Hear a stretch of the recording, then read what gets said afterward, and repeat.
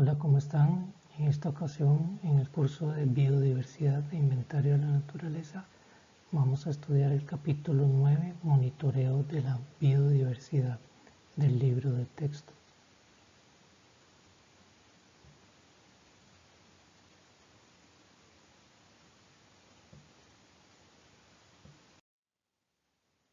¿Cómo podemos definir el monitoreo?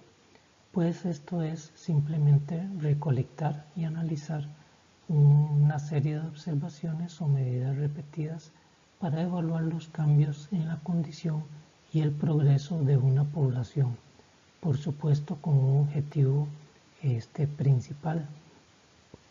Con esto buscamos informar sobre el manejo de los recursos biológicos o naturales de una región, por ejemplo, de un área protegida. Por ejemplo, si se quiere reducir la población de una planta invasora en un 65% en un periodo de 5 años, pues el monitoreo nos determinará si se logró.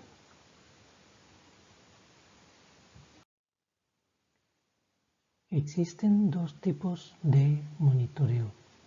El primero de ellos es el que se llama de vigilancia. Este le da seguimiento a un sistema, pero sin evaluar acciones concretas. Nada más es por darle seguimiento a un sistema. Por ejemplo, podemos conocer la trayectoria de la población de la pava crestada Penélope purpurascens en el Parque Nacional Santa Rosa en los últimos 30 años. El otro tipo de monitoreo es el focalizado. Evalúa acciones y valora sus resultados. Aquí sí evaluamos los resultados del monitoreo. Es el monitoreo que es preferido por los investigadores. Aquí se aprende del sistema al evaluar los resultados de las acciones que se tomaron, las acciones concretas que se tomaron. Por ejemplo, estrategias de manejo o estrategias de conservación. Un ejemplo puede ser una investigación que se hizo para aumentar la población de la pava crestada Penélope purpurascens en el Parque Nacional Santa Rosa, aumentarla en un 30%. Para esto se restauraron 2.000 hectáreas del bosque tropical seco en un área donde había pasto.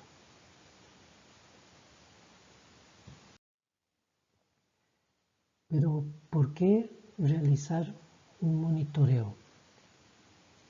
Para aprender sobre los pasos a seguir en el desarrollo de un monitoreo, primero tenemos que pensar por qué vamos a realizar un monitoreo. Pues esto es necesario para evaluar el estado del sistema, para utilizar esta información en una serie de investigaciones que se pueden llevar a cabo, para utilizarla como línea base. Es necesario establecer por qué se quiere evaluar una acción determinada, una acción ya sea de manejo o de conservación. Por ejemplo, para conocer el estado de una población de una especie en los últimos años, pues es necesario ver la respuesta de esa población bajo una estrategia que establecimos de manejo de conservación a los 5 años de implementada esta estrategia.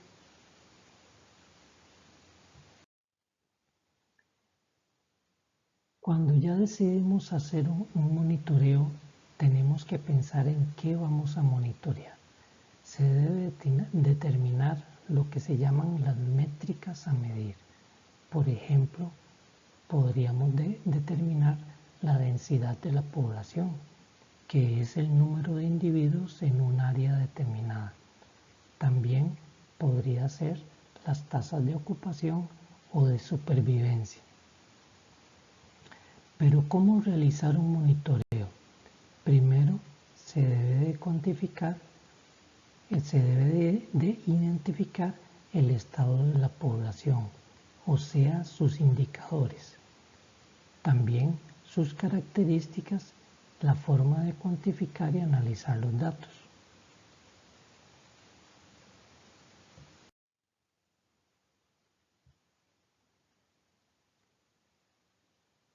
Dada la complejidad que tiene la biodiversidad y que casi siempre tenemos poca disponibilidad de recursos, es imposible monitorear todos los componentes de un ecosistema. Es necesario seleccionar indicadores para evaluar el estado, lo que se llaman indicadores. ¿Pero qué es un indicador? Es simplemente una medida basada en datos que pueden ser verificados. Por ejemplo, la densidad de la población, que es el número de animales por unidad de superficie, indica además su estado de conservación. Otro ejemplo sería la cobertura del bosque, indica además la tasa de deforestación en el tiempo. Eso es un indicador. ¿Cómo podemos seleccionar este indicador? La elección de buenos indicadores es un proceso bastante difícil. Pueden ser indicadores simples, compuestos por una única variable, o pueden ser indicadores complejos, compuestos por varias variables.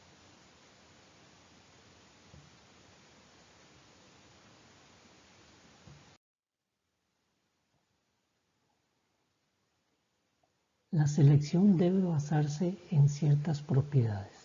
Un indicador debe ser específico, debe ser medible, confiable, relevante y oportuno. Estas palabras escritas en inglés forman la palabra SMART, que quiere decir inteligente. Primero que todo, los indicadores tienen que ser específicos, referirse a algo muy en particular y muy discreto.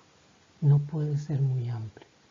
Después, tiene que medirse con facilidad. No debe de requerir de mucha experiencia para medirlo y tiene que ser de bajo costo. La medición de este indicador no puede costar mucho. Después, los recursos y herramientas disponibles deben ser suficientes para las mediciones que se van a hacer. No podemos pretender hacer mediciones sin recursos que no tenemos. Los indicadores deben ser relevantes, asociados a estados claves que implican cambios en el ecosistema, acciones de manejo, sucesión y función. Los indicadores deben ser oportunos, deben ser una medida que pueda hacerse en el monitoreo e indicadores muestren cambios en el tiempo.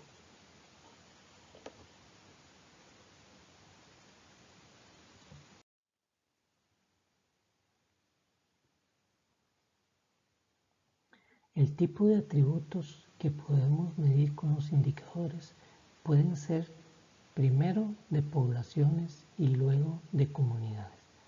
Los atributos de las poblaciones que podemos medir con los indicadores son, por ejemplo, la abundancia.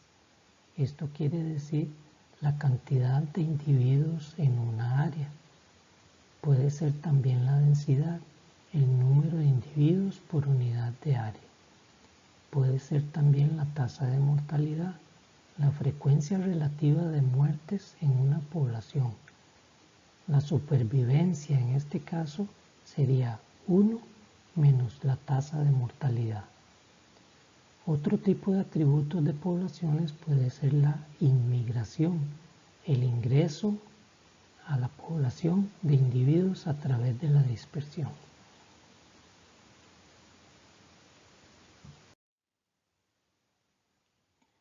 Los atributos también para medir con los indicadores pueden ser de comunidades. Por ejemplo, la riqueza de especies.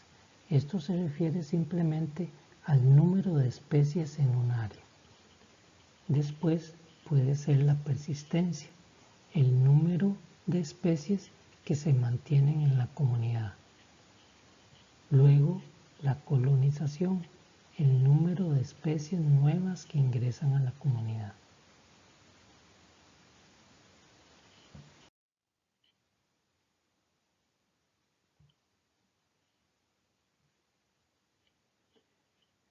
¿Cómo hacemos la selección de las especies que vamos a utilizar en el monitoreo? Bueno, si los recursos económicos para el monitoreo son escasos, que casi siempre pasa así, pues esta selección de la especie debe basarse en atributos muy válidos. Por ejemplo, el proceso debe incluir criterios biológicos y criterios de manejo. Cada criterio se pondera según el contexto del programa. Se le da una puntuación, o sea, se pondera. Entonces, aquí se termina incluyendo las especies muy focales, muy enfocadas en un propósito, y las que tienen un puntaje más alto. Aquí se puede establecer utilizando un esquema como este, en donde se apuntan los criterios biológicos que nos interesan y los criterios de manejo. Aquí cada especie va a llevar un peso o un puntaje. Por ejemplo, entre los criterios biológicos podemos tener la rareza, qué tan rara es la especie, también el estado taxonómico, la sensibilidad a las amenazas, si esta especie está en declinación, la magnitud de las amenazas que tiene esta especie, también la proximidad de estas amenazas y la importancia de que pueden tener estas especies como poblaciones locales. Estos son criterios biológicos, pero también tenemos criterios de manejo. ¿Como cuáles pueden ser? Bueno, si existen, por ejemplo, conflictos existentes referentes a la especie, puede ser una especie que sufra mucho por cacería o algo así.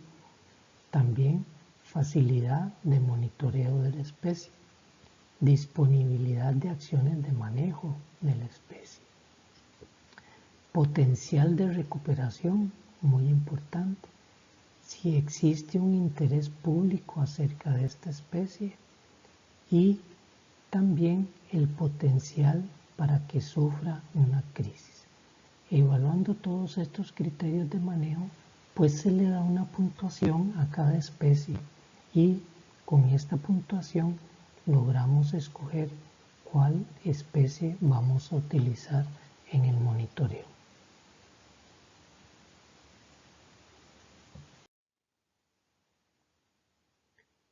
Entonces, por ejemplo, se hizo una evaluación de la población de las codornices virginianas, colinos virginianos en Ohio, en Estados Unidos. Esta evaluación se realizó por 21 años. Aquí se calculó el índice de abundancia. Simplemente se tomó el número de codornices, ya sea observadas o escuchadas, en 12 puntos de muestreo.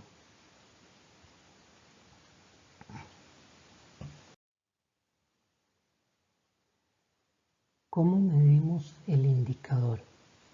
Podemos utilizar conteos completos o conteos incompletos. Primero que todo, los completos. Un conteo completo puede ser a través de un censo. Un censo es simplemente que se cuentan todos los individuos de la población. Por ejemplo, se pueden contar los elefantes marinos del sur, Mirounga leonina, en una playa, pues utilizando una fotografía aérea. Muchas veces no es este tipo de censo no es viable porque algunos animales, algunos organismos tienen un comportamiento que no favorece para esto.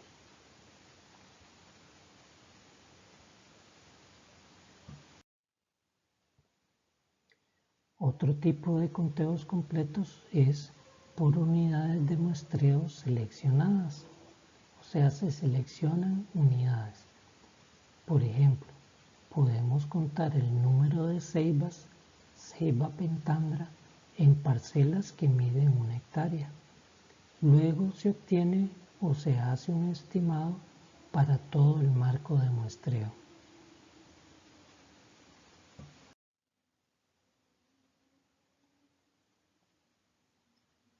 En animales es un poco difícil de realizar este tipo de muestreo seleccionado porque los animales son más esquivos, son más crípticos, más elusivos. Entonces es muy difícil en animales. En estos muestreos completos se pueden utilizar los diseños de muestreo probabilístico. Aquí tenemos varios tipos de métodos de muestreo. Tenemos, por ejemplo, aquí lo vemos a la izquierda, el muestreo aleatorio simple, llamado MAS, el muestreo aleatorio estratificado y el muestreo sistemático. El muestreo aleatorio simple, el MAS, se recomienda para áreas geográficas pequeñas. Tiene la ventaja de que pues, utiliza fórmulas muy simples, entonces eso es muy ventajoso, ¿verdad? Y como desventaja es que es difícil de ubicar en unidades cuando el área es muy grande. Luego tenemos el muestreo aleatorio estratificado. Se usa cuando hay mucha heterogeneidad. Como ventaja es que tiene una mejor estimación que el muestreo aleatorio simple. Tiene una mejor estimación. Y como él tiene la misma desventaja del muestreo aleatorio simple, de que es difícil ubicar las unidades cuando el área es muy grande. Luego tenemos el muestreo sistémico. Las unidades deben de estar relativamente lejos para alcanzar una independencia entre las unidades de muestreo. Deben ser independientes. Entonces deben de estar muy lejos una de la otra. Bueno, tiene varias ventajas. Por ejemplo, es fácil para estudios de campo y se entremezclan mejor las unidades de muestreo, más que en el muestreo aleatorio simple. Tiene la desventaja de que, bueno, si el número de unidades de muestreo es bajo, por ejemplo, entre 25 y 30, pues los resultados son muy cuestionables.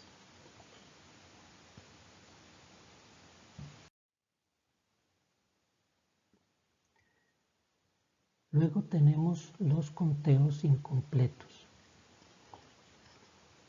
En los conteos incompletos no todos los individuos se cuentan en la unidad de muestreo. Esta información se trata con dos aproximaciones. Estas dos aproximaciones son los llamados índices y los métodos de enumeración. En los índices se asume que la proporción de individuos detectados es la misma en todas las unidades que se van a muestrear y en todos los intervalos de tiempo. Los métodos de enumeración, por otro lado, en ellos se calcula la detectabilidad a partir del muestreo y así ajustar la abundancia. Pero ¿a qué nos referimos con detectabilidad?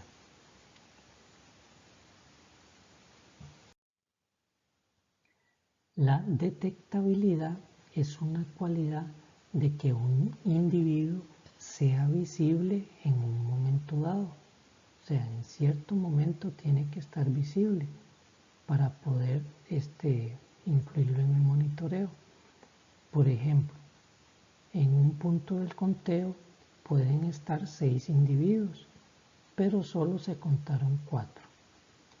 La detectabilidad es un índice que va de 0 a 1. Siempre es un valor menor a 1. Por ejemplo, en estudios que se han hecho con el bisón americano en Barcelona, en el año 2013, se establecieron 42 estaciones de monitoreo utilizando huellas del bisón y también utilizando excrementos. Aquí se estableció una detectabilidad de 0.3 en primavera y de 0.6 en el invierno.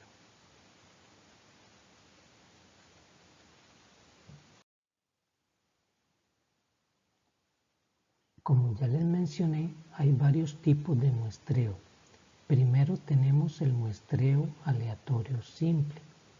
Aquí se escogen las unidades de muestreo con una probabilidad de selección conocida. Se asigna una probabilidad de cada unidad de muestreo y se asigna un subconjunto de ellas basado en estas probabilidades. En este estudio, por ejemplo, se establecieron 200 unidades de muestreo al azar en el Parque Nacional Santa Rosa y en el Parque Nacional Guanacaste. Esto es aleatorio, al azar.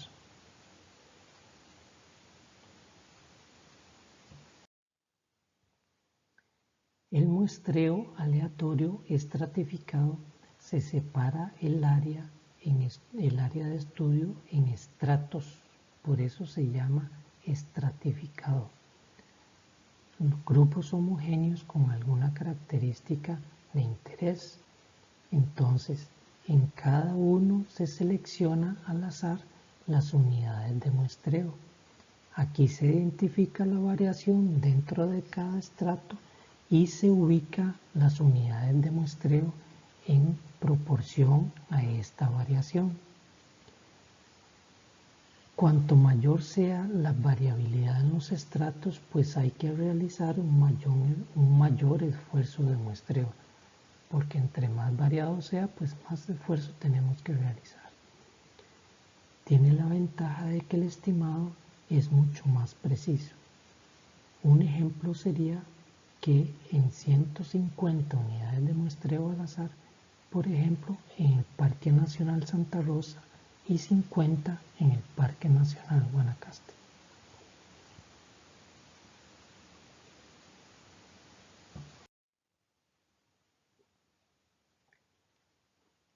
El otro tipo de muestreo es el muestreo sistémico con inicio al azar.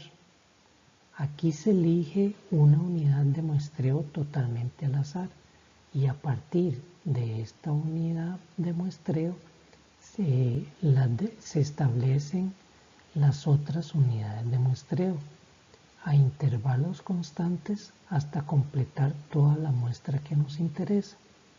No requiere de un marco de muestreo bien definido, pero tiene la ventaja de que proporciona una buena cobertura de la población. Por ejemplo, la primera unidad de muestreo se ubicó en este estudio que se hizo, se ubicó al azar a 200 metros del borde oeste del Parque Nacional Santa Rosa. Y a partir de esta primera unidad de muestreo que se puso al azar, se ubicaron las 200 unidades más hasta cubrir toda el área que nos interesaba.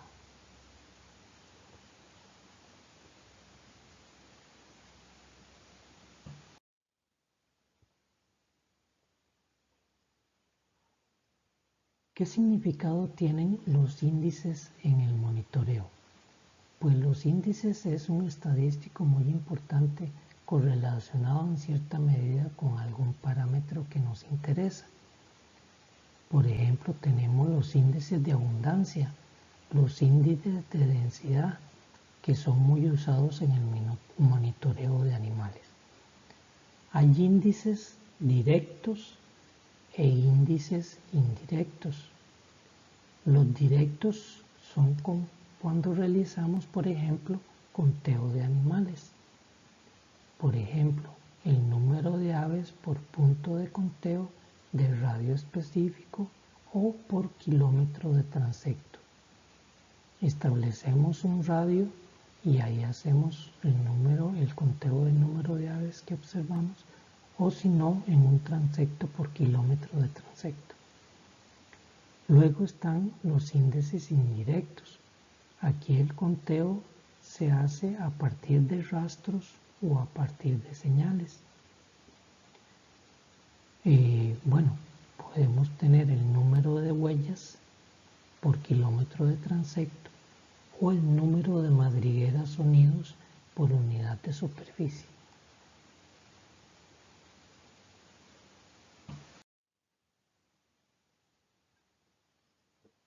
¿Con cuáles métodos de conteo podemos contar?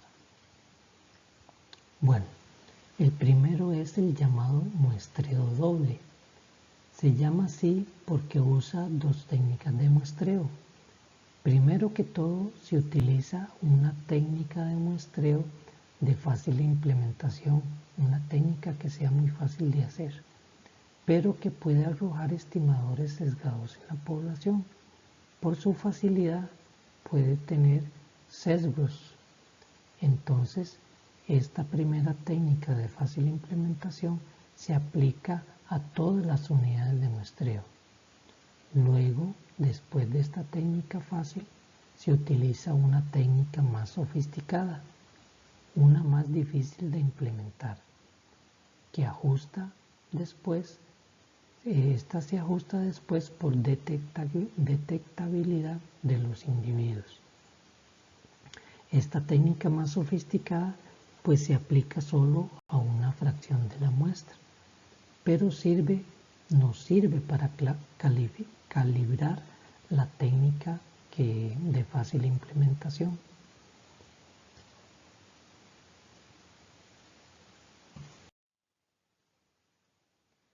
Por ejemplo, se puede determinar la densidad de una salamandra. Se hacen 100 unidades de muestreo de 5 por 5 en donde se hacen conteos. Ese es el muestreo fácil de hacer, ¿verdad? Pero luego en 7 de estas unidades se realiza la técnica de captura y recaptura, que es un poco más difícil de hacer, ¿verdad? Para estimar la probabilidad de detección. Así, con esta segunda técnica se corrigen los conteos del resto de las 93 unidades de muestreo. Este es el muestreo doble.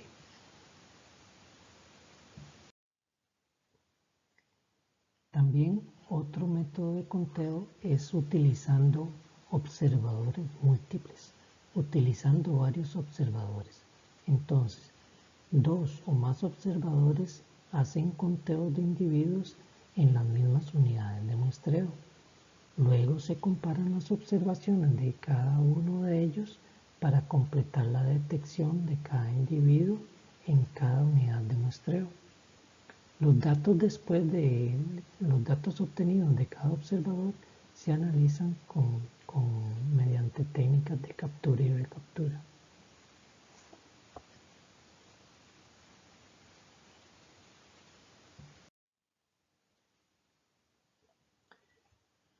Un ejemplo sería estimar la densidad del ave sol, Euripiga elias.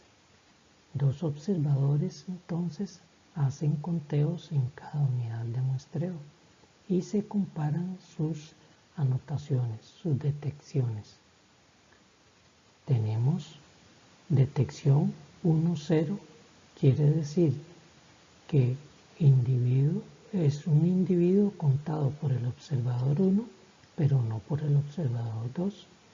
Detección 0,1 quiere decir un individuo contado por el observador 2, pero no por el observador 1. Y detección 1,1 quiere decir un individuo contado por ambos observadores. Luego estos datos de captura y recaptura se analizan mediante software especiales.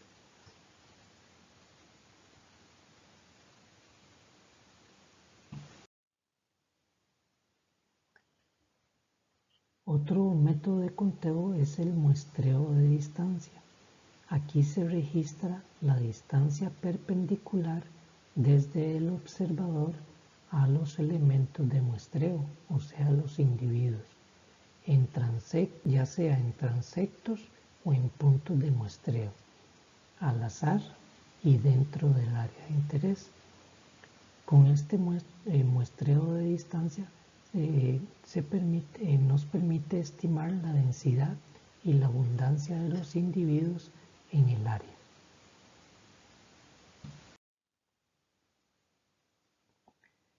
Un ejemplo sería la estimación de la densidad de los cigüeñones Mycteria americana en un humedal.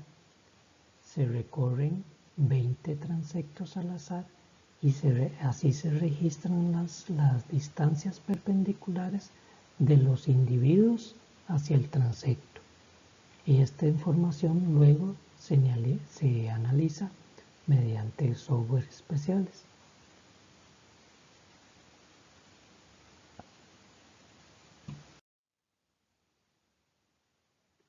Luego tenemos el método de conteos repetidos.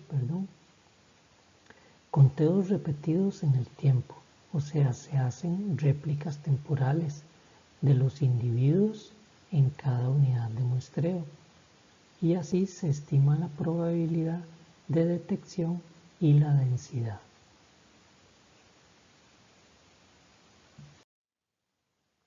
Por ejemplo, podemos determinar la densidad de la tangara de Pacerini, Rhamphochelus pacerini.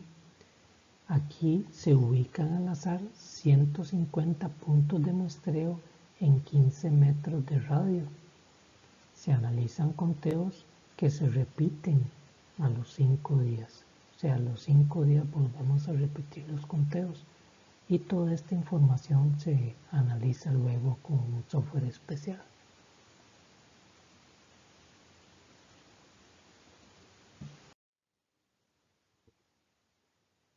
¿Qué tipos de métodos de captura se pueden utilizar? Bueno, el primero de ellos es el método de remoción. Aquí se quitan o se remueven los individuos de la población, ya sea de forma permanente o temporalmente, durante muestreos sucesivos. El número de animales removidos disminuye en muestreos siguientes, bajo el mismo esfuerzo de muestreo.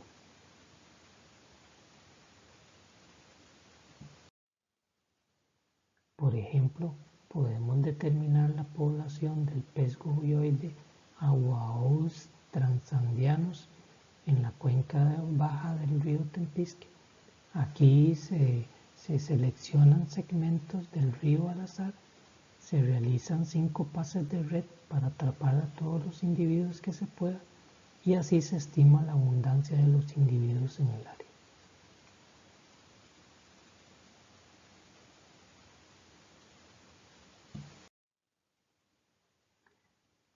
Otro de los métodos de captura es el que se llama captura-recaptura.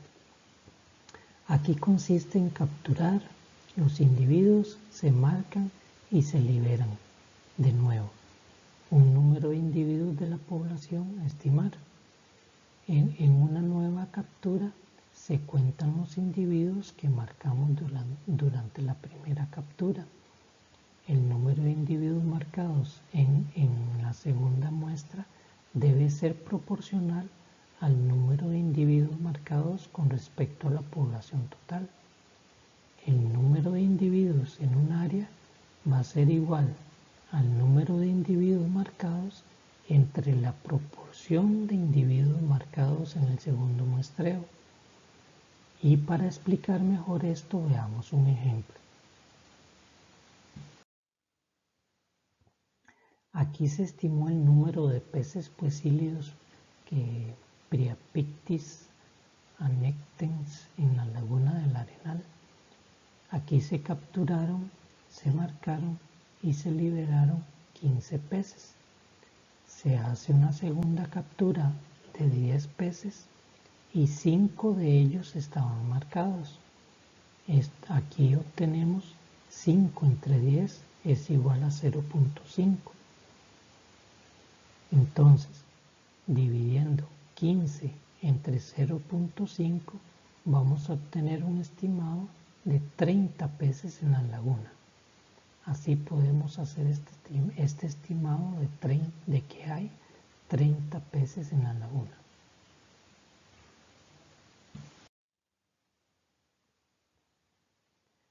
Otro método de captura es el método de captura y avistamiento.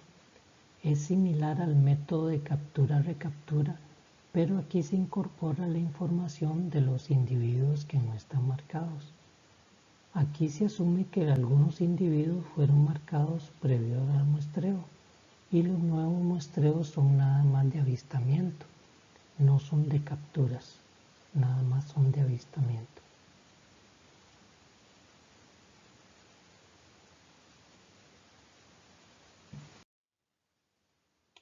Un ejemplo de esto es cuando se hizo la estimación de venados cola blanca o docolios virginianos en la Reserva Biológica Lomas de Barbudal. Aquí se capturaron, se marcaron y se liberaron 15 venados. Se les pusieron unos collares numerados especiales que son muy fáciles de identificar por los investigadores y sin necesidad de volverlos a capturar. Con solo verlos ya logran ver el número y no necesitan capturarlos de nuevo. Aquí toda esta información de abundancia se analiza con un software especial.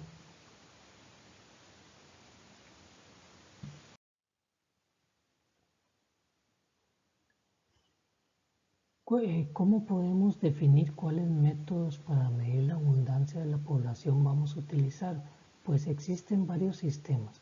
Uno de ellos es utilizando lo que se llama un árbol de decisión. Antes de implementar todas estas técnicas que les he descrito, pues es necesario estimar si se requiere estimar la abundancia de la especie.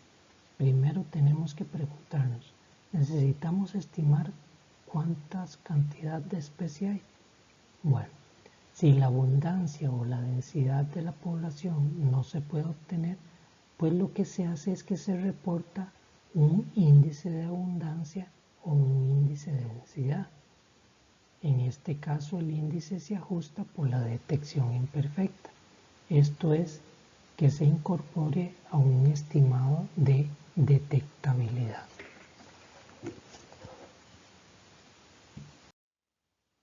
Y este es un ejemplo de un árbol de decisión para definir o escoger los métodos para medir la abundancia de la población. Primero que todo, como les mencioné, que tenemos que hacernos la pregunta de si se necesita estimar el tamaño de la población. Aquí tenemos a la izquierda, si no se necesita estimar el tamaño de la población, pues se elaboran los índices. Pero estos índices deben ser usados con precaución, ¿verdad? Como ya les expliqué. Aquí se establece la tasa de ocupación. Si necesitamos estimar el tamaño de la población, nos vamos a la derecha.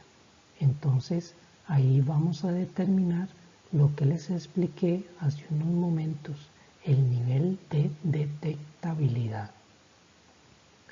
Si recuerdan, este nivel de detectabilidad va de 1 a 0.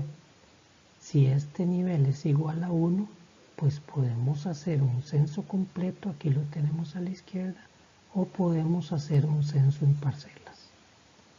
Si el nivel de detectabilidad es menor a 1, pues podemos hacer una muestra de conteos, ya sea transectos o puntos de conteo, o podemos trabajar con lo que se llama radiotelemetría.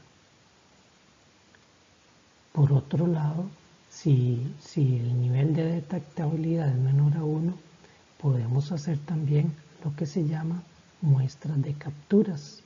Podemos hacer capturas, ya sea por el método que les expliqué de captura-recaptura o el método de remoción. Podemos hacer una remoción selectiva o no podemos hacer una remoción selectiva. Si hacemos la remoción selectiva, pues cambiamos de razón. Pero si no la hacemos, tenemos que decidir si hacemos un esfuerzo homogéneo o no lo hacemos.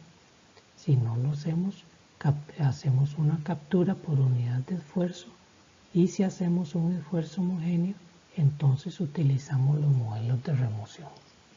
Este es simplemente un ejemplo de un árbol de decisión.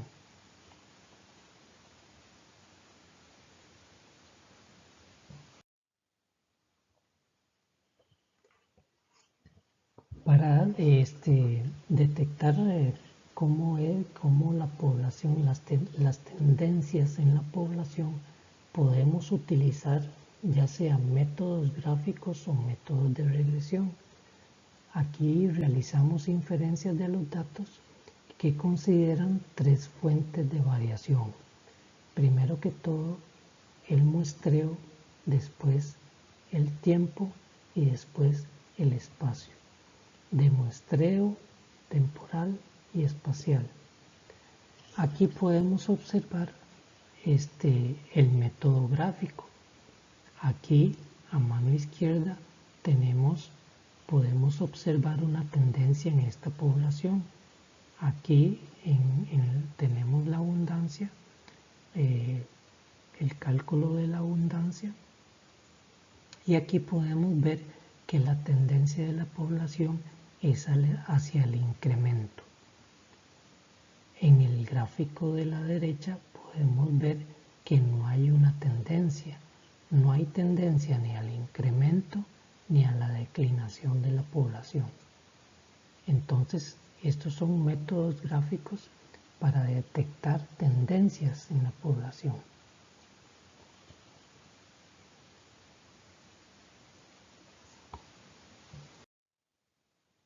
Bueno, muchas gracias. Eso sería todo por esta ocasión. Espero que toda esta información sea de mucha ayuda para sus estudios.